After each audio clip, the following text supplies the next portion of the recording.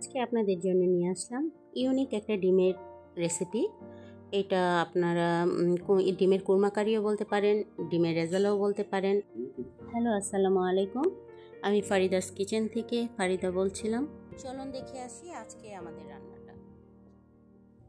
তারপর কিছু তেল দিয়ে দিব, কিছু পেঁয়াজ কুচি দিয়ে দিলাম।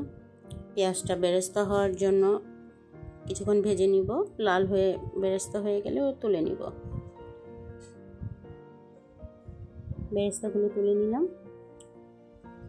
ওই তেলের মধ্যেই আমি আগে থেকে করে রাখা আদা, রসুন এবং পেঁয়াজ ব্লেন্ড করে রেখেছিলাম, ওটা দিয়ে দিব। দিয়ে কিছুক্ষণ ভেজে নিব।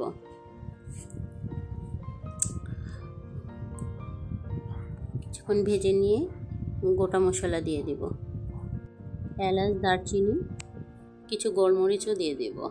তারপর মশলাটাকে ভালো করে কষিয়ে নিব।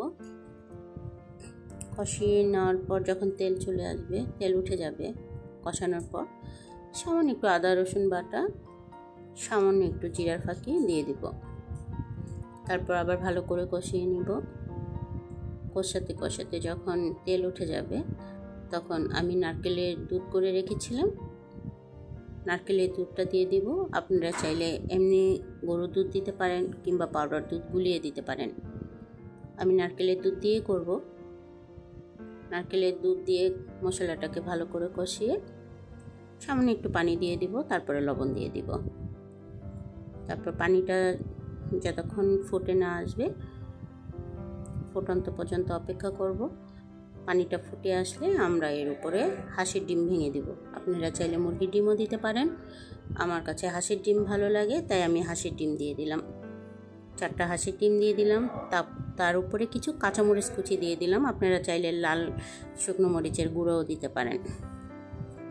ডিমটা যখন একটু বয়েল হয়ে আসবে, তখন আমি উপরে সামান্য ঘি আর বেরেস্তা ছড়িয়ে নিব ফ্লেভারের জন্য, আর একটু শাহি শাহি ভাব হবে।